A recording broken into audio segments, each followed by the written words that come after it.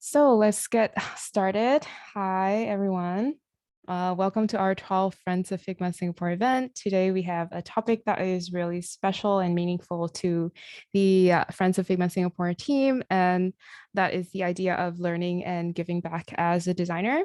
So today we'll be hearing from different designers and community leads about mentorship in Singapore.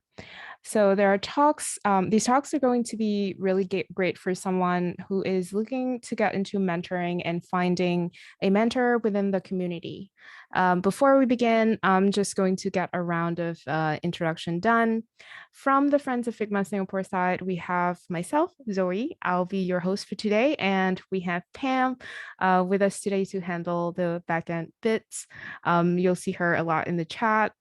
And for our speakers today, we have Wenshu from Shopify. Wave. Hi, Wenshu.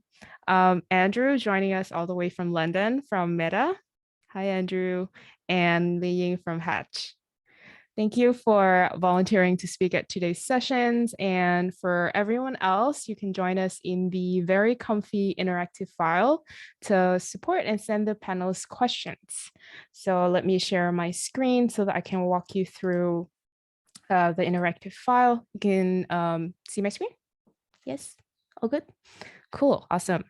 So I think Pam has sent the link in the chat. So let's take a walk around our FigJam file. So as you can see, there are like a couple, there are a couple of different zones over here. You have the introduction zone if you want to, look at our speakers' beautiful faces and find out where they're working. We have the check-in zone, and this is where you can actually drop your avatar. I can see that some of you have done that. Press E on your keyboard and pull up the stamp and drop your avatar by, long press it on the canvas to resize. And I'm going to delete one of myself. Trust me, you don't want to have two of me.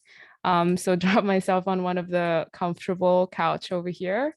Find a comfy seat to, find out more about mentorship.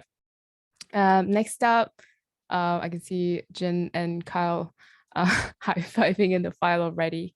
So next up, we have the 3 talks that we are going to have for you today. And you can check out the link to the slides later after the session. And don't forget to drop your question in the zone, the Q&A zone over here, and vote on your favorite question so that we know which one to prioritize and ask first.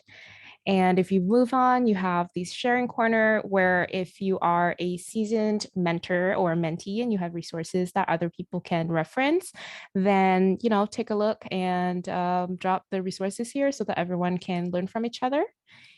And next up, we have, as per tradition, job poll or job board. Check out the available positions if you are looking, or drop the available positions if you are hiring. And reach out to the people. I think there's like contact details and stuff over there. And lastly, we have a join Hatch as a mentor, and you will hear a little bit more about Hatch from Liying later. So I can see that someone is already interested. So that's a great sign. But yeah, drop your name and contact email over there, and Hatch will reach out to you. Cool. So that's it for the board. Hope you have fun. Don't forget to drop the questions and, check out the rest of the information. Let's get right to the great content that we have today for you today. We're going to be starting with a talk from Wenshu, who's going to chat about the mentee side of things for those of us who want to maximize and really get the most out of the mentoring experiences. I'm going to start by handing the time over to Wenshu, and if you have questions, again, drop it in the FigJam board and we'll take a look at them later. Over to you, Wenshu. Okay, let me share my screen. And stop me if you're not seeing it. Yep, we're seeing. Okay, right? Right. Okay, hello. I think this is going to be a very casual talk. So, okay, so I'm here to talk about how to be a mentee. And hi, so that's a quick intro. I'm Wenshu. Right now, I'm a senior product designer at Shopify. And I think if you bought anything online recently from a website and it's not Amazon, Lazada, or Shopee, right, there's a very good chance it was a Shopify store. So in Shopify, I work on tools, trying to help anyone kind of easily run, start, and grow their online business. So that's kind of what I do. So a few weeks back, Zoe asked me to share about my experience as a mentee, right? Because in Shopify, we do have a mentorship program. And I said yes, because I think throughout my UX career, I've been quite lucky to have been in a few companies where they have some form of like mentorship program, right? And then I've also joined like community events before. Like I remember 1 year ago, IXDA ran this mentorship thing, and then I also signed up for that. So I've been a mentee for maybe 4 or 5 times, right, in my career. Never been a mentor, but I'm the worst mentee that ever is. Right, I'm terrible, which makes me very qualified to give this talk. But so I think earlier this year, I signed up for Shopify's mentorship program, right? Because they have one for UX designers. And then for the first time in my career, I'm gonna take it more seriously this year, like this time. And yeah, so this talk is about my learnings, right? The 4 things that I've learned from taking mentorship seriously, right, as a mentee. So where's my next button? Okay, next. Okay, I think before I want to move on, I think one thing I want to clarify first, and so I think mentorship is a professional relationship, right, between you as a mentee and a mentor, right, and it's a relationship that happens over a sustained period of time, right. But I think these days, like, you can also go to a website, like book someone's time for 30 minutes, right, and then you just do a one-off chat, and you do one call only, right. So to me, I don't really consider that proper mentorship, right. That's asking someone for advice, right. So that's something I kind of thought is important to clarify. So for this talk, and I think the talks after this, right, when we say mentorship, it really is the kind that it's a relationship, right, over a period of time. So okay, yeah, Ken. So one thing I wanted to clarify. Okay, so first thing I've learned is commitment. Okay, a bit obvious, but then I think finding a mentor has never been easier, right? It's like going to FairPrice and buying bread, right? A lot of websites out there, a lot of companies, a lot of websites out there to find a mentor, a lot of larger companies, right? They now have mentorship programs, right? So, and to be clear, I think that's a good thing. But then I think it's also very tempting to just sign up mindlessly, right? That's what I used to do. I see an opportunity, I sign up. Right? I see that I sign up, right? Then so I have all these mentorship opportunities and I don't take it seriously, I don't commit, right? And then it becomes a problem. So yeah, it's quite a problem. And I think the important thing here is, thing that I've learned is a mentorship, it really is a relationship, right? And like all relationships, right, with your girlfriend, your boyfriend, it needs to be taken care of, right? You need to water your plants. So that is to say, becoming a mentee, right, requires a lot of effort, requires a lot of care. So I think as a mentee, we are very much responsible for driving the relationship, right, with our mentor, right? I think in most cases, right, not all the time, but in most cases, the mentor is someone who is in a position of greater experience, right, in a position of greater authority. So when someone like that, right, is spending time to help you, right, or help us, right, as a mentee, right, it's a very large responsibility on us, right? And to make use of the time that we have with them, it's very important to be responsible for our actions, right? Being responsible means being sure that we can commit. And last time I'm very bad at this, so good thing I don't do this to my girlfriend. But so make sure you can commit, right? So how long do you want this thing to run, right? In Shopify, our mentorship program is 6 weeks, 6 weeks only, right? So you need to think, right, in this 6 weeks, can you commit to it? Can you do one 1 hour call every week, right? But also mentorship is not just about the time that you spend with your mentor, right? It's also the time that you spend outside of the call to work on the goals that you say you want to do. So if you're not quite in a place right now, right, where you can't really commit fully to a mentorship, right, it's okay to just take a break, right? Take a time, and only do so when you are ready. So basically, cannot commit, right? Don't join as a mentee. So that's my first very painful learning. I don't have enough time to go through all my failures, but this is one thing I learned. Okay, second one, a good enough goal is good enough. So I think this is quite obvious, but from my own experience as a mentee, and from what I hear, it's actually quite a common problem. So our mentorship is only really successful when we have a clearly defined goal that we want to work towards, right? And the reason why we want to do that, right? It helps the meeting become very focused. Right? When you're spending time with a mentor, it's more focused, right? Even if we don't meet our goal by the end of the relationship, right? If you have a clearly defined goal, it's much more focused, right? So I think before we sign up as mentees, right, for any kind of program, it's important to think about like what goals we really want to achieve, right, from this mentorship, and be very clear about it. And goal setting, I think, starts from self-reflection, right, and a healthy dose of self-awareness, right? So one thing that Shopify recommends is to spend at least 1-2 hours, right, thinking about the questions you see on the screen right now, challenges you're currently facing, what keeps you up at night, what has you worried, right? Am I worried about Shopify stock price? I don't know. What happens at work that makes you feel vulnerable? Or even think about things that went well, right? What's a recent example of something that you did that makes you feel proud? Because I think it really helps you be more self-aware and think about. And this helps you think about the goals that you want to achieve, right, from this mentorship. But then, like, what if you really don't know what goes in one, right? And this is something I struggle with. A lot of times I really have no idea, right? So what I've learned is it helps to get feedback from your manager, right, or your teammates, right? So the people we work with often have very interesting data on where they think our development goals are, right? And this is one way to help like create a goal.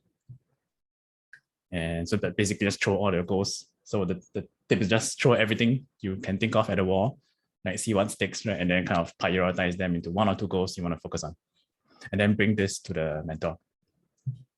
But I think the very important thing here is like a good enough goal is good enough, right? Good enough goal is good enough. So it doesn't have to be a fancy goal, it doesn't have to be perfect. You don't need to spend like 10 hours thinking about this, right? As long as you have a goal, it makes you better than most mentees, I think. And I think a good mentor will work with you, right, to refine the goals that you have, right? So it might be very vague, very simple, but then you have your first call with the mentor and you work through the problems, right? So maybe your goal should be something else. Maybe they are like sub goals, and they will help us like get clarity. So good enough goal, good enough. Okay, how am I doing with that? Okay, can. And let me know if I'm talking too fast. Okay, so third thing is this concept called the trust battery. Okay, so this is very Shopify specific. So in Shopify, the trust battery is something that is a concept that is widely used.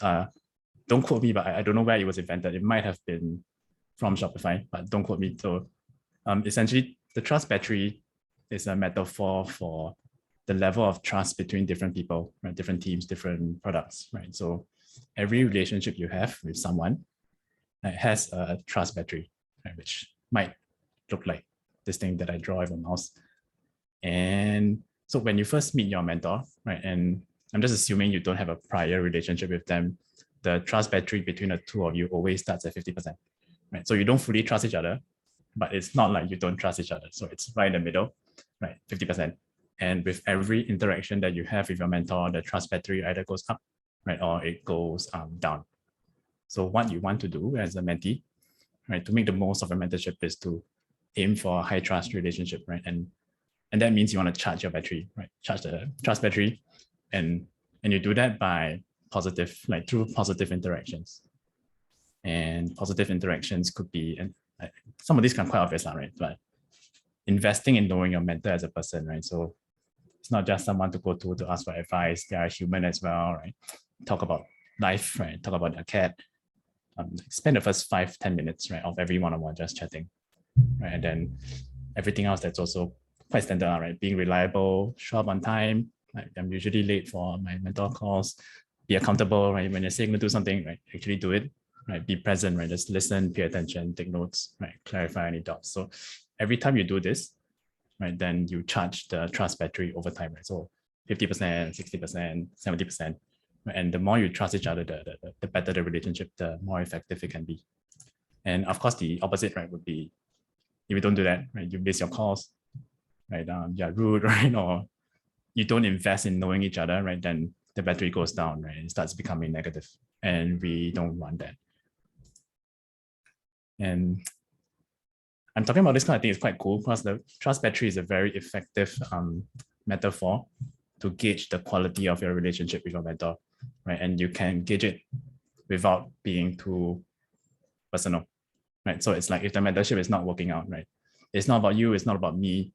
We have a low trust battery, right? So think about how you can charge the trust battery. What things can we do to kind of rectify this? Right? And it's not about you or me.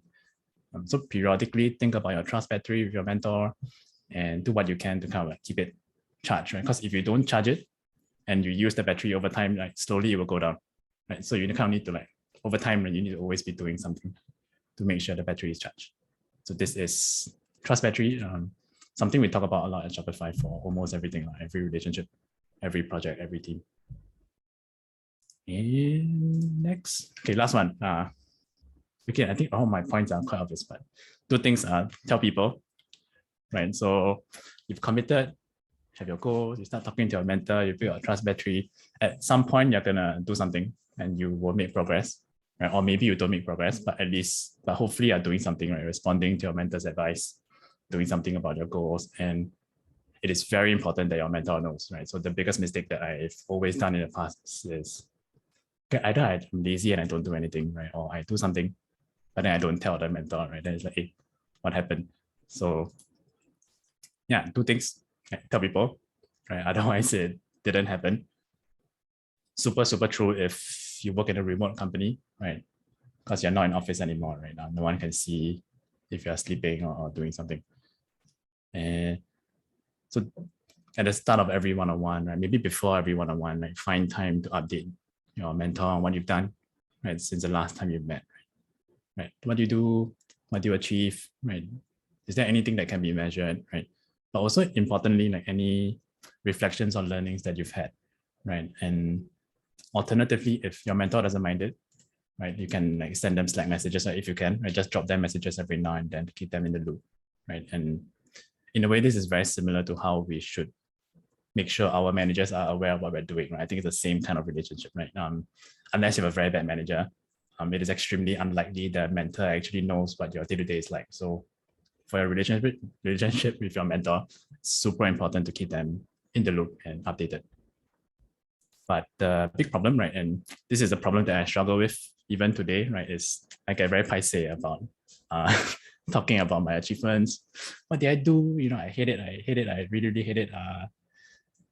Yeah, just bad. But what I found that really helps me a lot is actually like writing it down, right? So my mentor and I, we started a Google Doc, right? And then in the Google Doc, I'll just like write down, right? Every time I do something, I'll write it down. And it's very rough. But then what I would do is I'll just write down what I did, what happened, when, how did it feel, right? What did I learn from it? And of course, like when did it happen? And it really helped me get over the paiseh threshold, right?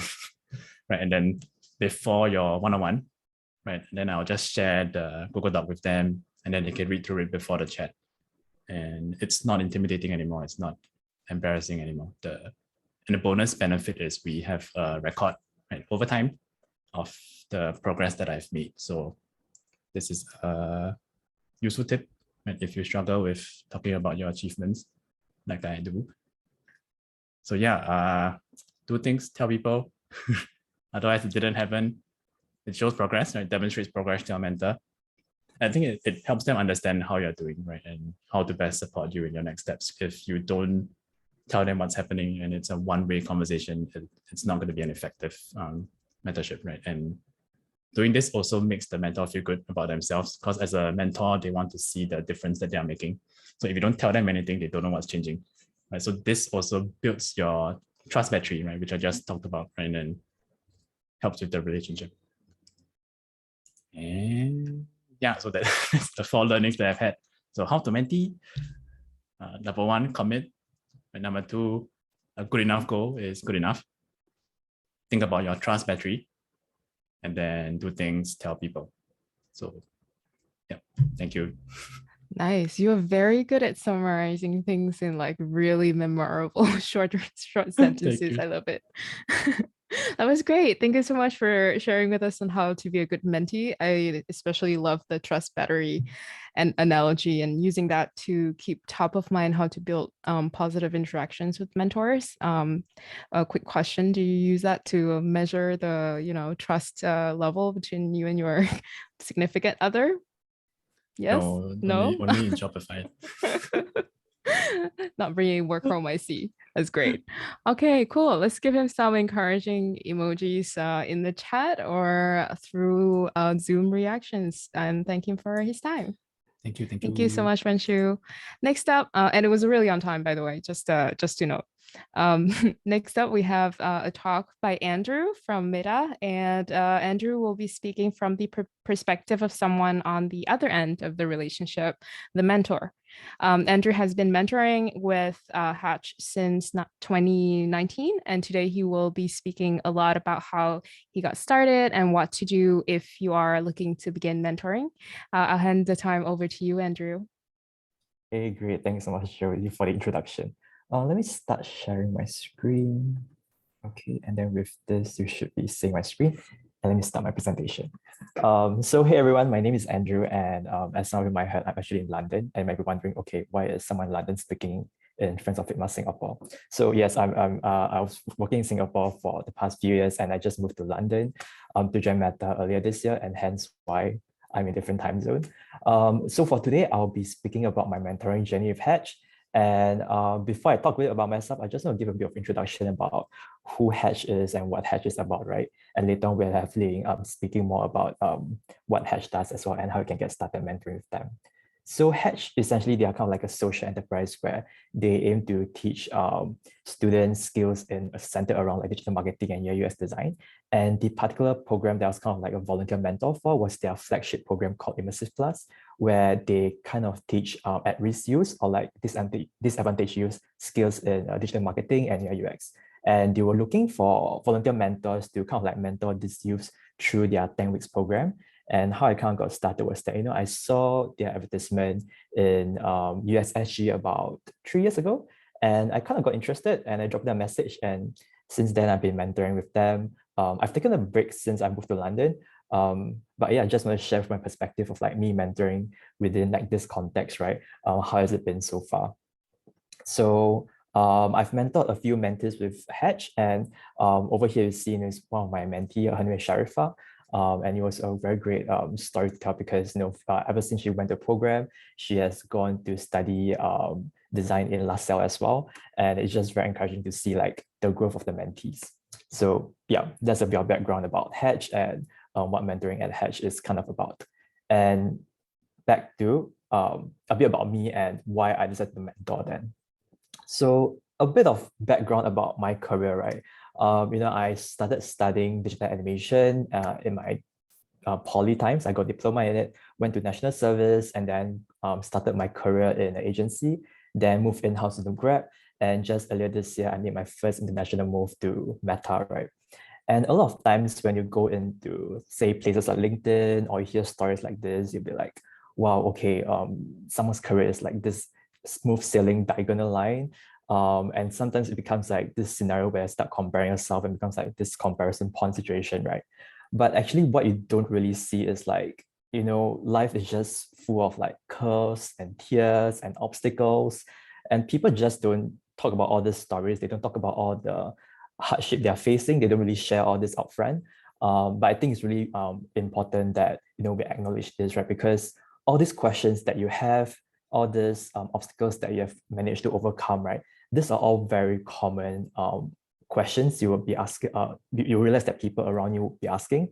And these are all experiences that is very valuable for you to be sharing. It's very important for you to be vulnerable and like sharing this story to like help other people get through their own obstacles as well. And which was kind of great because then I realized that, hey, then I'm in this position where I can then use my experiences to kind of like share with others and see, hey, how can they use these shared experiences to see how they can then advance in their goals, right? So when you start mentoring, most likely, depending on where you are, say if you're in Hatch, right, your mentee likely will have been at the start of their, say, 10 weeks program, they'll start their training, or let's say if you get a mentee from some other places, maybe they might be at the early stage of career, or they might be like, say, a senior designer. Regardless of where they are, they likely will still have like similar sort of like questions as well, centering around, hey, do I have the skills? I'm feeling burnt out. Why am I not getting replies? Am I getting compensated fairly? Am I good enough to be called like a professional? And this is where I truly feel like, hey, as mentors, right, then all our past shared experiences, this is where we can truly come in and then help answer all these questions for our mentees, share our perspective, and help them see, okay, how can they then move forward? So how was the mentoring journey for me? I would say at the start, it was actually fairly bumpy. I had quite a bit of like self-doubt, right? I was thinking like, hey, am I like really qualified enough to be talking to all these mentees and like giving them advice? What if like they take the wrong step, and what if they end up choosing or doing something they hate, right? And I was like really doubting like my own skills as well and my own experiences, like are they really valuable? The second thing was that I felt frustrated that my mentee, they kind of were lacking progression, in a sense that, I would have like this vision or plan in my head, but then as you talk through to the mentees weeks over weeks, you kind of realize that, hey, they're not really making progress as what you wanted. And to me, that was like frustrating that, hey, that progress wasn't really what I envisioned it to be. And lastly was that sometimes the mentees, they themselves also had a bit of like unclear direction, right? It could be that, hey, maybe they were not 100% invested in learning. It could be that maybe they don't know what to talk about, or it could be that they just don't know what to do with their life. And to me, I found that to be a bit of a struggle to see, okay, how do I then help demystify it for them? How do I help motivate them, and how do I help them progress? But then after going through all that, I started realizing, hey, there's a couple of important lessons for me. And the first one, centering around self-doubt, right? And to be honest, this one got me like, it took me a lot of effort to get through, even with quite like, therapy to like understanding my self-worth. But I think it's very important to really understand like the value of your own journey, your own lessons and your own achievements, right? Like how we have all gotten where we are today, be it are we a student, be it are we someone who is like mid-career, doing a career switch, or someone in like a big established company. You shouldn't be kind of like discounting your own experiences. Every of this like life experience you have gone through, right, there's definitely something to learn from them, and there's definitely something someone else can learn from them as well. So your own story, your own vulnerabilities, and your own obstacles, every bit of it is as valuable as you think. And going to the second point, where mentees, they themselves, they had a lack of progression. And what I learned about it is, instead of me having kind of like this cookie cutter plan in place for all my mentees, right, it's more of about understanding each of these mentee, who they are, what makes them tick, what do they like, what do they not like, where they are in life. And then from there, kind of adjusting my expectations, as adjusting what I say to them. And like just going back to what Wenshu was saying before, right, at the start of the mentoring session, just spend 5-10 minutes, talking to them, understanding who they are as a person, because progress for each mentee is going to be very different. How they define success is going to be very different as well. And once you're able to better kind of like understand your audience, then you're able to understand, okay, what does success mean to this particular mentee? And at the third point, where mentees had the lack of direction, to me, it was then a lot more important about, okay, instead of me getting this particular mentee to say, find a job or get internship, right? It was actually a lot more important to help grow their self-confidence and also help switch them to a growth mindset as well. Because, that's this saying, right? Instead of like giving men a fish, you want to teach them how to fish instead, so that you're giving them the tools and foundation for them to be later then be successful. And that's kind of like the mindset that I've adopted, which is that, hey, it's not ultimately about the end goal, right? But it's really about me giving you the tools and making you feel like, hey, you are at the right place, or you eventually, when you're at the right mind, right, you'll be able to go to where success will mean to you at that point of time. And just putting everything visually, right, how I used to view my role as a mentor, especially at Hatch, was like, there's this diagonal line as well. They had started training, and I wanted them to, have a full-time job, finish their portfolio and do everything that was like, amazing. But over time, I kind of realized, yeah, it's great if they get through this. However, that isn't really the point, right? Because now, however, it's like, hey, to me, success is as long as the mentee, they're able to take a step towards understanding themselves better, that is fine. And success, and by understanding themselves better, it could come in the form of like the mentee saying, hey, actually, I don't like UI UX design. Or them saying like, hey, actually, I like programming more, so all this training is like, not really up my alley.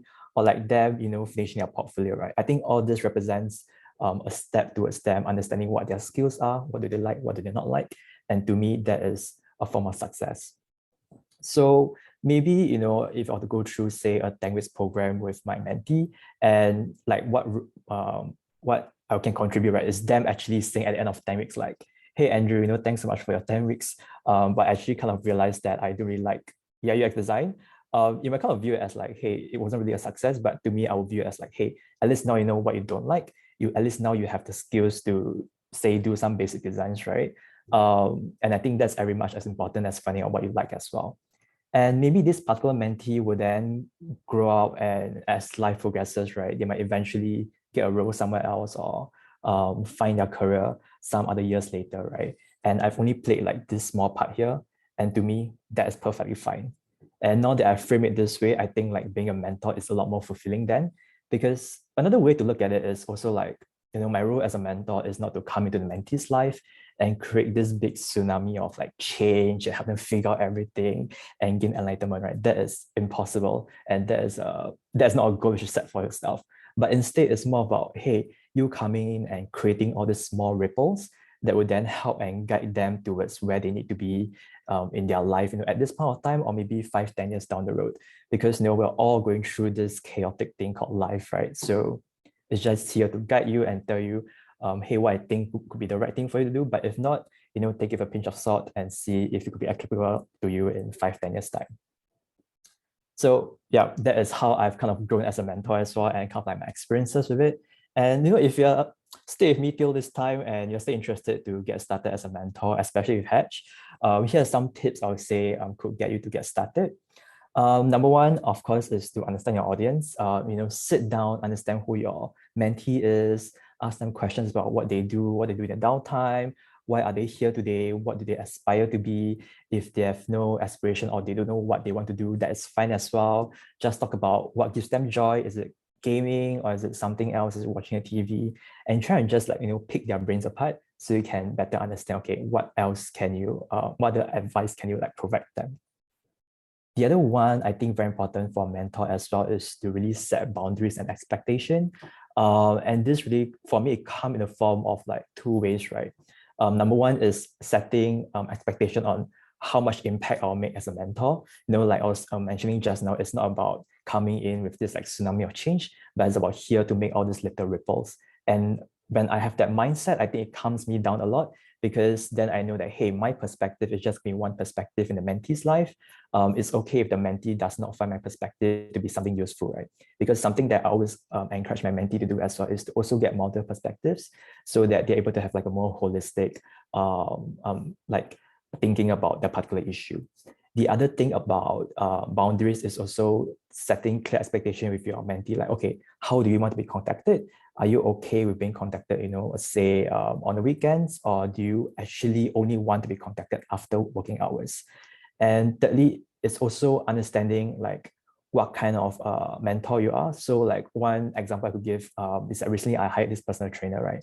And at the start, the personal trainer was like very clear to me. He was like, hey, Andrew, I'm not going to be the kind of person that will WhatsApp you and ask you what are you eating? And I'm not going to person that will like call you and wake you up for a gym session, right? And I told him, yeah, that's perfectly fine. You know, I know I'm at the stage of life where I can control all that. And I just need you to train me and push me and kill me in the gym. And he was like, I can do that. I was like, okay, great. This is going to be a great partnership.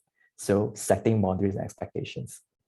And the third one, which I think is very, very important, is that understanding that, hey, you stepping into this role as a mentor, right? You will never be perfect.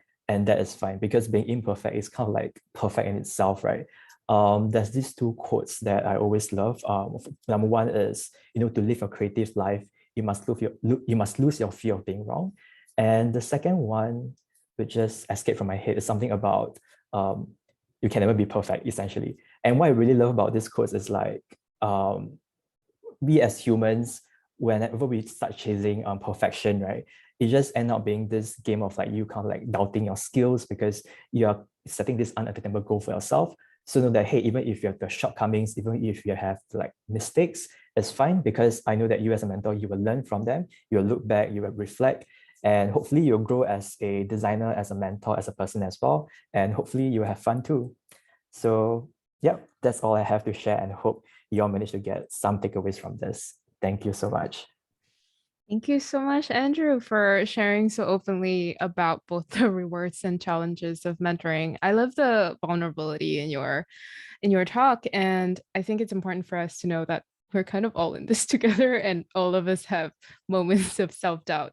I also love that you have a analogy in your talk as well. So we have the trust battery, and now we have the small ripples versus expecting a tsunami impact. So that's great.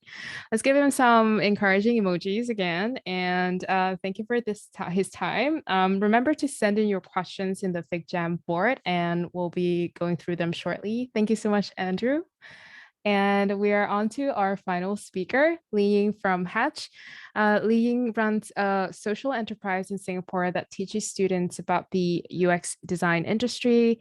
As Andrew has mentioned in his mentorship talk, mentorship makes part of their curriculum. So if you're looking for a way to get started, we think that Hatch would be a perfect place for you to do that.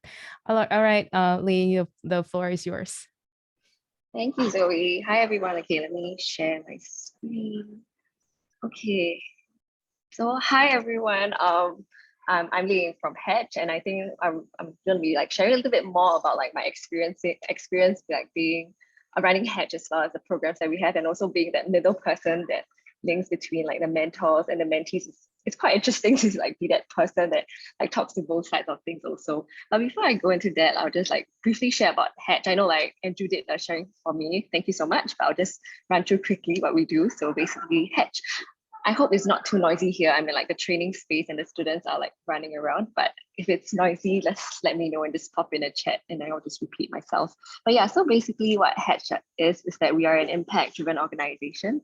So we want to make digital and design opportunities accessible for all. So we work very closely with learners as well as organization in this like digital journey, and we know that it can be really scary entering into a new industry altogether, and we want to make it like less daunting and really journey together closely with them. So myself, I work very closely on the training arm. So this is one of the programs that we run. So this is actually the program that Andrew and actually Pam is also a mentor at Hatch. So this is the program, it's called Immersive Class. So it's a train and place program. So it consists of a 10 weeks training. So in the training itself, there's a mixture of technical skills, also career advisory, company sharing, social emotional learning. And then after completing the training and meeting the training milestones, the students then move on to a 3 months work placement. So it will look like either a internship or a apprenticeship at Hatch Media House, which is our agency arm of Hatch itself. And at the end of it, after completing the 3 months work placement, the outcomes look a bit different from each of the youths, I would say. So some of them get converted to full-time or contract staff, and some of them go back to school and realize, oh, I need to study more. Like there's a bit of FOMO. This is something I realized a lot. And then like also what like Andrew shared, I think a lot of them also realize that AI don't like digital altogether. And I think to us that is also success. I think realizing what they like to do is actually something very powerful. So yeah, so basically in terms of the learners that we have, right? So specifically for this program itself, Immersive Class, most of them come in with no background in the digital sector, and they are generally pretty young, so 18 to 25 years old. And then we work very closely with different organizations in Singapore, like from MSF, Fair, Tribe, just to name a few. So the backgrounds that they come from are mainly school dropouts to lower income youth to at-risk youth. And the main thing that we actually look out for is their interest in like the digital and design sector. I'm so sorry that I'm walking around now. I'm sorry. And then, so we generally are pretty open as long as we see that there's an interest and motivation to in this sector and area altogether. So I wanted to just share briefly a little bit on our story of one of the youth. So actually this is Sharifa, which is Andrew's mentee that he shared earlier on. And I remember Zoe saying this is like a success story, but I think a lot of times people always see like the beautiful things, but the journey is always not the easiest of all. So for herself, actually, Sharifa joined the program, I can't even remember which year, I think it's 2019. And I remember I met her through a door knocking kind of a thing where I was in like Mingkok Baru area. And then she was one of the youths, and then she was very interested to join the program. But unfortunately, at that point in time when we found her, it was due to her circumstances at home, and like she had to take care of her nieces, so she couldn't join the program. But thankfully, like we like continued talking throughout, and she managed to join the next intake, which was really nice. I remember when she came into the program, like a lot of them, they are very, very lost. I remember she came in wanting to do actually digital marketing because we offer 2 tracks. But during the very first week itself, when she went through like the program, she realized, oh, actually, I'm more interested in UX instead of digital marketing. Yeah, so and then that's when she came into the training and completed the 10 weeks training. And then we moved on to the work attachment period. So she was actually like what like Andrew shared. I think a lot of the students that we have, they are very nervous, take a while to prepare their what do you call that, their resume, their portfolio, and like going through all the process. It's quite nerve-wracking. But thankfully she was actually offered an internship. But guess what? She was thinking about a little bit more about herself and also her mental state and everything that she's going through. And she was wondering, she read some reviews and she was thinking, is this something that like she can go through with the internship? So after like thinking through and also talking to Andrew and myself, thank you so much, Andrew, for this. And I think she decided that maybe she wouldn't take on this internship, but instead she did a apprenticeship at Hatch Media House. And then fast forward a couple of months, almost a year later, I remember we were talking, we just kept in contact, we were talking, and then she was telling me like LaSalle has an opening and like LaSalle's a dream school, but should she go and try? I was like, why not just try it? And guess what? So she's actually done with her first year at LaSalle already. And like, I remember she was so happy. It was really nice to see because like, I think it was her secondary school dream of like going to LaSalle, and having dropped out of school, she felt like this dream is like definitely impossible. So I guess like along this journey itself, it really shows that it wouldn't be very, very smooth, but I guess success looks very different for everybody. And I think this is a process that all of us should be happy and like go through it as well. Okay, sorry for the very long story. So yes, for mentorship, this is something that I always tell the students. They always come in saying like, what mentors think, what do they think mentors look like? So they think these mentors are this higher being that knows everything and like have all the knowledge in the world.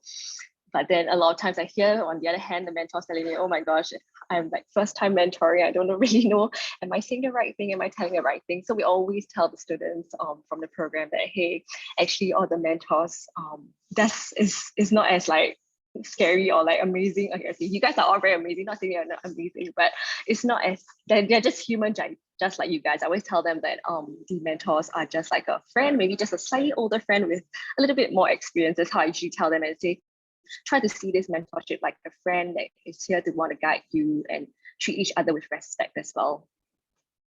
So some of the common traits, I think this is very specific to this immersive class program. I don't think it will be the same for other mentorship programs that we have, but for the youth that we have, a lot of them are always unsure about what to ask.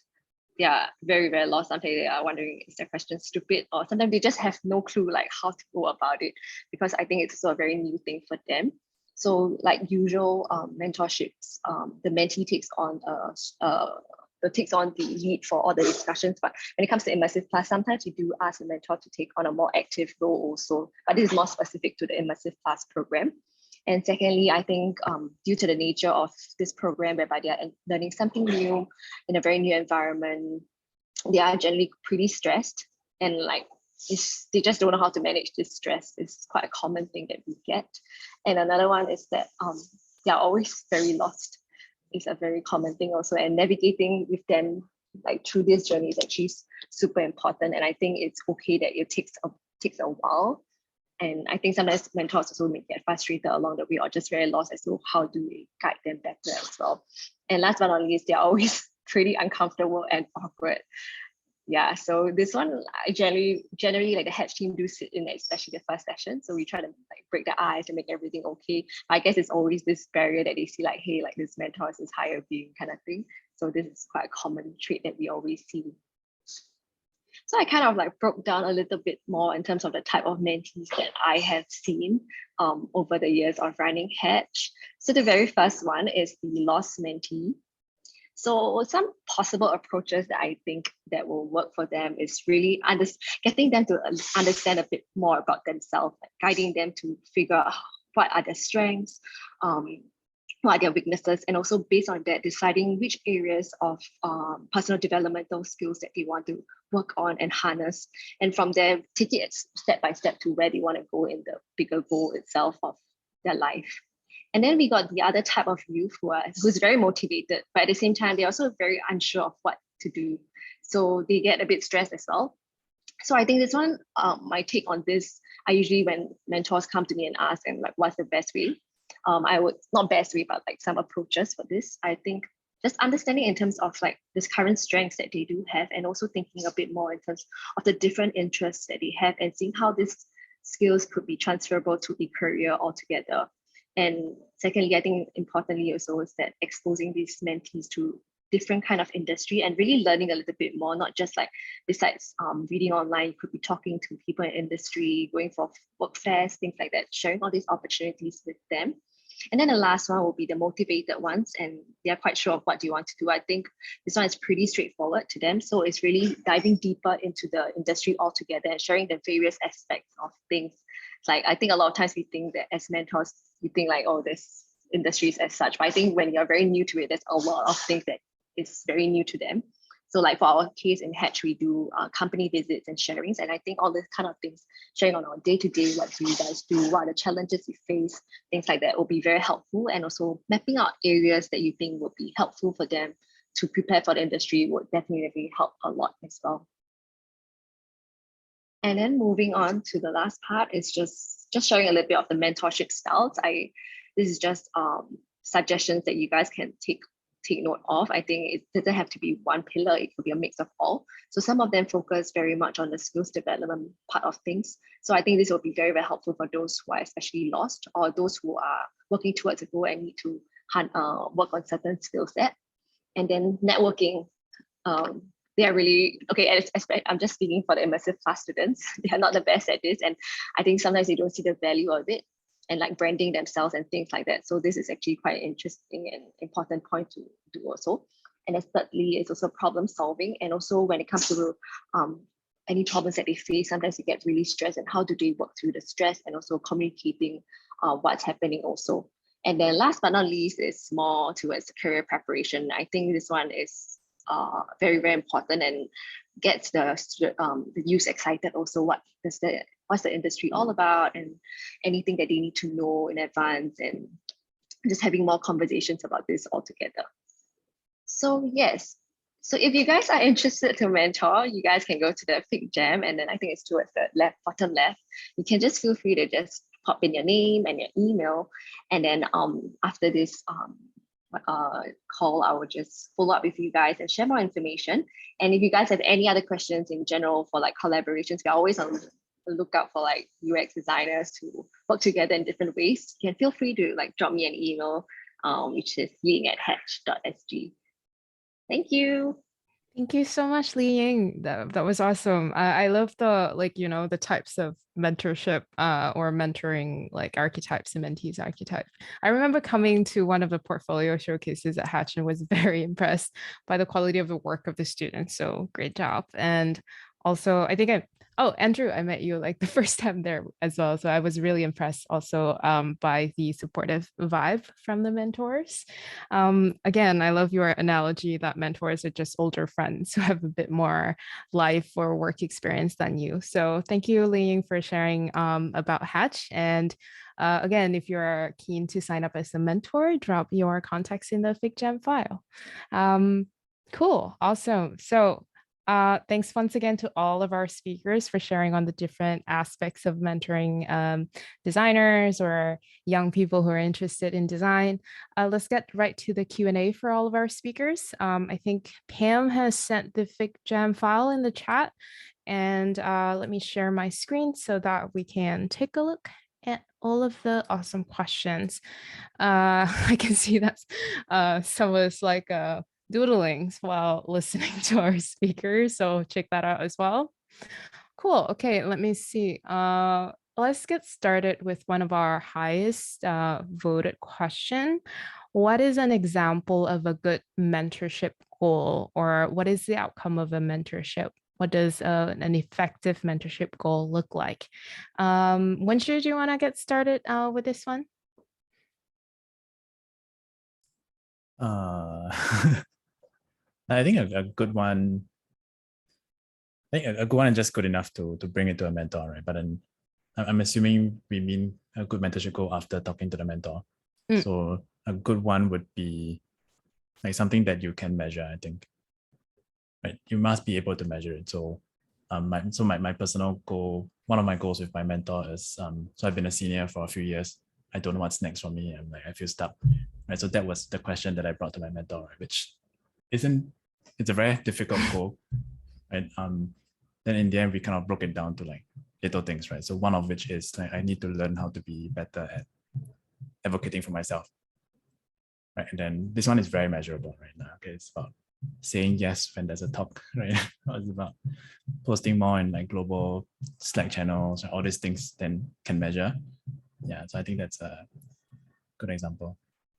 Cool. You've already achieved your goal. You showed up for this talk. So that's great. Awesome. Cool. Liying, what about from your experience working with both mentors and mentees in the context of Hatch? What is like a good outcome of mentorship or a good mentorship goal?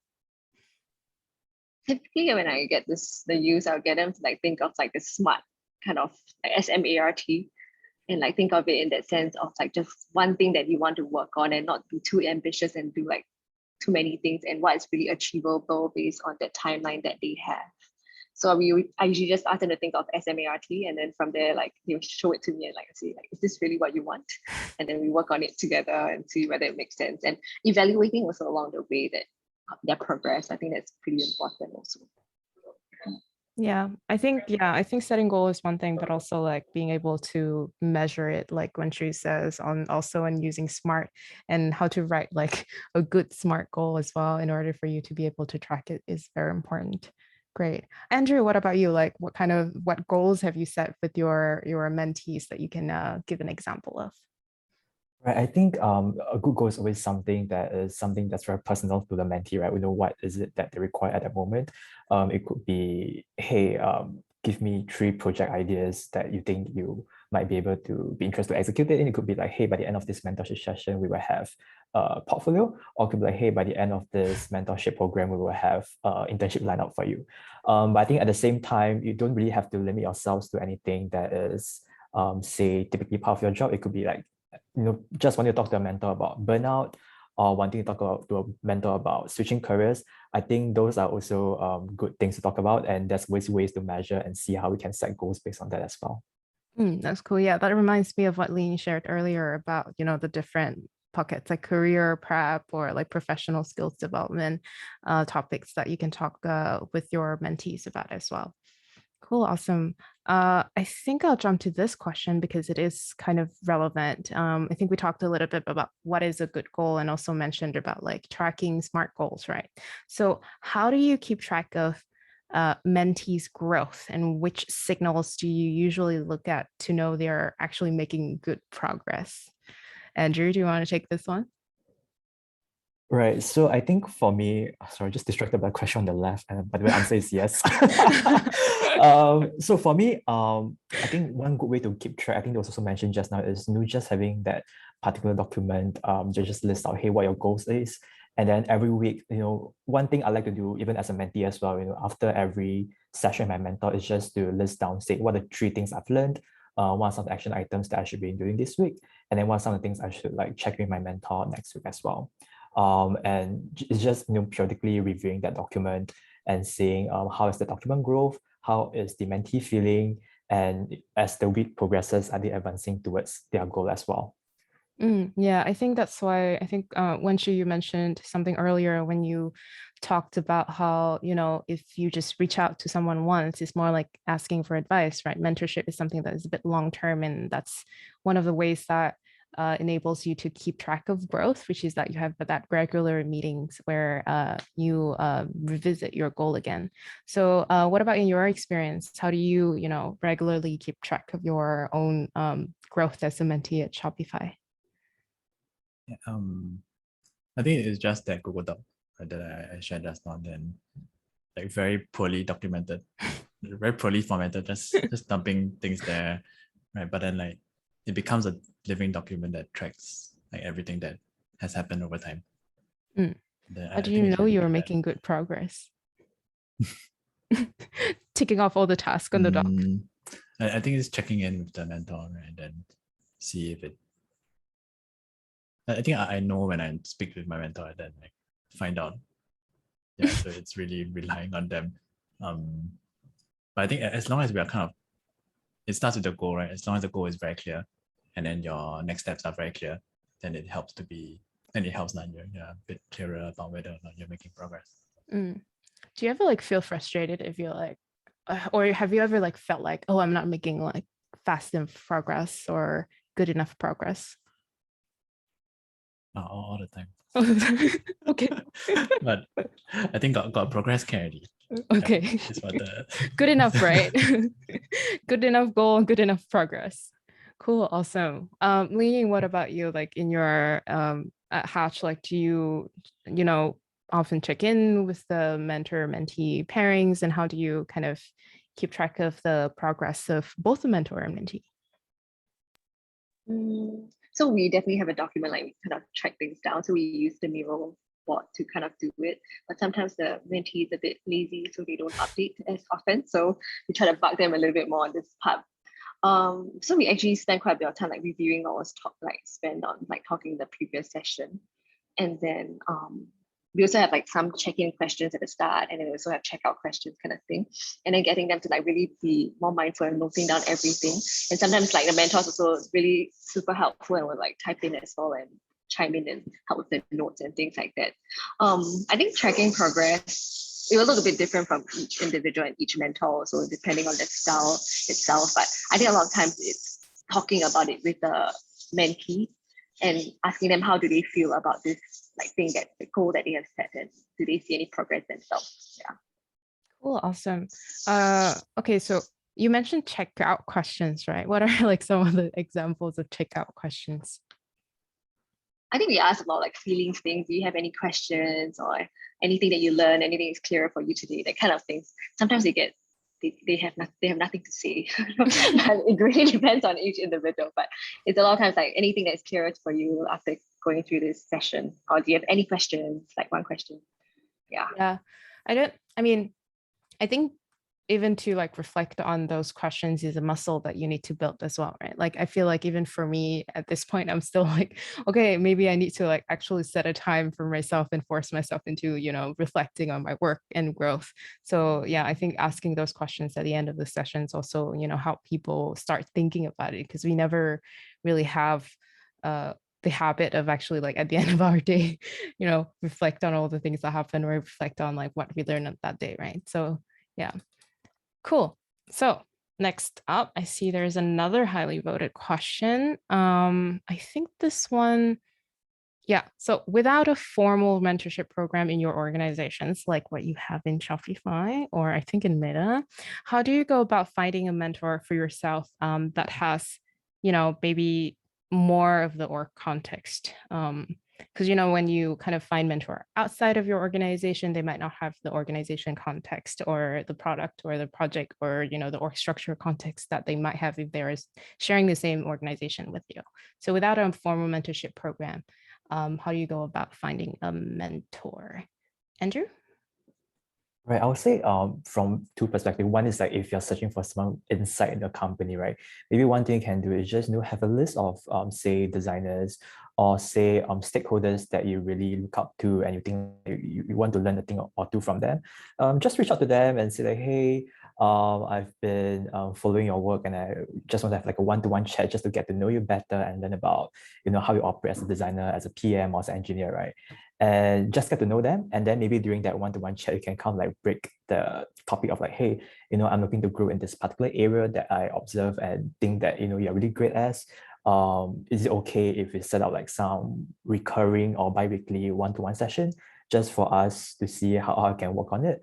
And I would bet, more times than not, they would be more than willing to help you and see how they can help you grow as well, even without like this formal mentorship program. So yeah, long answer short, you don't have to wait for a formal mentorship program in your company to get started.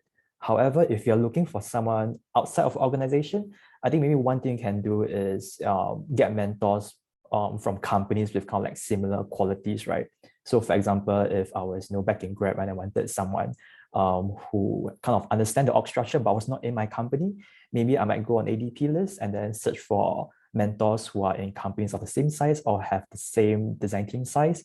Or say if I was back in my agency, maybe then I want to seek for mentors who have the same agency backgrounds as well. So then we can use all these shared experiences to see how we can better connect.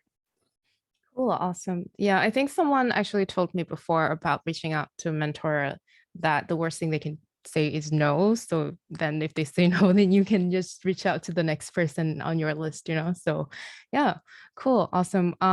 What about you, Wenshu? Like, have you had experience, looking for other mentors that aren't through a mentorship program before? I think I echo what Andrew said. It's not like dating, right? You don't meet someone for the first time and then, hey, you're my girlfriend, you're my boyfriend now, right? So it takes time. So like I think one good trick is to just set up recurring calls, right? And then, depending on how the conversation goes, like maybe you don't call it a mentorship yet, right? But then over time, after a few months, right, and then it becomes more of a more formal like mentorship. I think it's one way. I think very few people would say no. I think a lot of people like to. It's a bit of ego, I think, right? People like it when someone comes to them for advice, right? So actually, yeah, I think very rarely will it be a no, but it's more like how you approach it and how you ask. Yeah. Yeah, I'm trying to think of it like a time someone has said no. I think I've only been ignored before, which I will take as a soft no. But again, that's not the worst thing that could happen. So you can just move on and, reach out and ask someone else. Cool. Yeah. I think we mentioned quite a bit about, mentorship being, a long-term kind of thing. So I want to touch a bit on the, the length of the mentorship.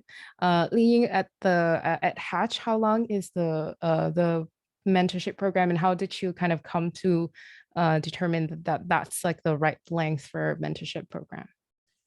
So actually, when we just started, the mentorship was from training all the way to the work attachment itself. So actually, we realized that when it went to the work attachment period, sometimes the mentees are not so on the ball, and then they kind of like ends on a very odd note. So because of that, we kind of changed it to just during the training period, and during the training period, they meet on like a more frequent basis, so every 2 weeks. So, and then we kind of do a nice wrap up at the end, and should the students and the mentee and the mentor want to continue, they definitely can continue as well. But the whole period for the mentorship, I think it's like around 7 weeks. Yeah. And yeah, I think a lot of times I think it takes 2 to clap. So if it doesn't work out, because after all, we are the ones like matching them. So sometimes it's not always like a super good match. And just sometimes they may not need it at that point in time. So we kind of leave it to them to decide whether they want to move forward with this mentorship. Cool. Is it so like the mentorship program is following, the length of the curriculum as well, right? So like they will have, okay, cool. So they will have the mentorship like alongside with all of the training. Yeah, great. Wenshu, you mentioned that you have a 6-week mentorship program at Shopify, right? Have you gone through like the whole 6 weeks, or are you in the middle of it? What do you feel is a good length for the mentorship program that you're doing as mentee? I just finished mine, but then we both agreed that we can catch up maybe like once every 2 months or something. But in terms of how long, I think it's less about how often you should meet and how long it should be, but more whether or not there's a commitment to have like regular syncs. I think it should be more that way, right? Maybe you only meet once every quarter, right? Or maybe even once a year. I think that's also okay, right? Depending on like how it goes. So I don't know if there's an answer for like ideal time or ideal frequency. It's more, are you committed to like meeting regularly? Yeah, I think that makes sense, because I think it could be 6 weeks and you meet once in that 6 week, and that makes a difference, right? I think I wanted to ask about these questions because we have another one that is around mentor and mentee burnout. So do you have as a mentor or mentee experienced burnout before? And when working with a mentee, if you're a mentor and you have a burnout, how do you deal with that? Andrew, do you want to take this one? Right. I'll just like having a quick think about like past burnout session. I would say as a mentor, not really, but there were definitely times where I would try certain approaches with a mentee, and it just wasn't working, and you just feel so dejected, right? But I would say to avoid mental burnout, I think one very important thing, going back to one of the point I was making is like, just setting clear expectations with your mentee, like, hey, at what time do you want to be communicated on, what channel, which days, or what topics you want to talk about. And I think another important point to think about is that, as a mentor, always take care of your own physical, mental, and maybe spiritual health as well, because like an airplane, if the air mask drop, you're supposed to help yourself first before helping your child, right? So if you yourself mentally you're not there, or like physically you're not there, you can't expect yourself to be helping your mentee. So if you're feeling burnt out, I would say be honest, be vulnerable, be open with your mentee, and see how you can have that conversation to navigate that situation. Cool, awesome. Yeah, I think, yeah, be vulnerable about it, share about your situation. I think people are often more surprising than we think. I think people are less scary than whatever it is that we tell ourselves in our head. So that's really great advice. Thank you so much. Cool. So I think we are about reaching time, but I want to kind of close with one final question for all three of our speakers, which is when did you realize you were ready to be a mentor? Or I think for Liying, when do you think someone is ready to be a mentor and ready to join Hedge? Do you want to start first, Liying? I generally we don't have like real requirements actually for the mentors. I think just having like at least a year of like 1 year of experience in the industry, I think is actually sufficient. And I think also it's like it has experience in other industries. There's also very interesting experiences to share as well. I think we learn a lot in our lives, and there's a lot of things that somehow we can share with others as well. Yeah, but I don't really have maybe a year in the working world would be helpful. You heard her. You don't need to have like 10 years of experience under your belt to actually start becoming a mentor. Cool, awesome. What about you, Wenshu? When did you, I think you mentioned that you've been mostly mentee. So when do you think, are you ready to be a mentor yet? Or when do you think you will be ready to be a mentor? I think maybe one signal is when like people start coming to you looking for advice or help, right? And that might not be linked to experience. Maybe you've been at this team for a bit longer, right? Then people come to you for advice, and it starts happening regularly, I guess, right? Then maybe it's a sign that maybe this is someone that you can do, I think. What about you yourself? Do you want to become a mentor? I sign up for, I think. You sign up. He signed up to become a mentor. Great, awesome. We've reached our goal today. That's my goal for the session. Cool, thank you. What about you, Andrew? When did you realize you were ready to be a mentor? Right. So for this, actually, I'll take advice that I just received from my mentor, because I was also in like this journey where I'm a mentee again in Meta. And that great advice was that, to really attain growth, right, you have to constantly put yourself in situations where you're uncomfortable. So, going back to this question, I feel like when will you ever feel ready? You will never feel ready, because there'll always be that sense of like, hey, am I like good enough, right? And to me, that's perfectly fine. Like Liying mentioned, as long as you say 1 year experience, or even if you're just starting out your job, right? If you truly want to grow, you have to sit with that sense of like uncomfortableness, like, am I ready? And just really run with it, iterate, you yourself, you're like a product where you're iterating and learning. So you'll never feel ready, but if you want to take the plunge, sit with the uncomfortableness, and eventually you'll be ready and you'll grow. Nice. I think that wraps up nicely our session today. Just know that everyone feels the anxiety and the self-doubt that you're feeling, but take the leap, and maybe one day we will be ready to become a good mentor and become a good mentee.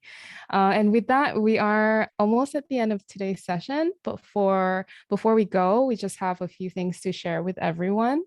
Again, there is a job board. So if you are looking for a job, or if you are looking for people for your jobs, check out out the job hall in the FigJam file down here.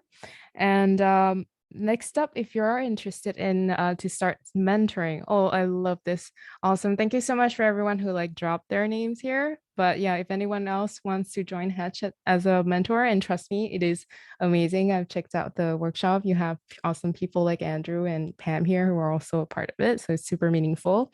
Yeah, drop your contact over here. And next up, Pam has sent the feedback link in our chat. So please let us know what you think about this session, any other topics or any speakers you want to hear from. Maybe you want to be a speaker, maybe you want to be a host. Let us know.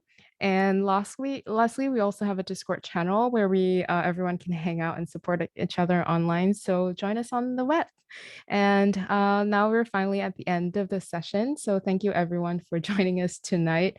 Let's give one more round of thanks via chat or, the Zoom emoji to all of our speakers, or in the FigJam file to all of our speakers. And that's Wenshu, Andrew, and Liying. And let's also thank Pam for help sorting out all the backend bits, and also for writing this script that I'm just kind of reading off on the side of your screen at the moment. Yeah, so that's a wrap. Have a good night, everyone, and stay healthy, and hopefully we'll get started on an in-person event soon. Thank you, everyone.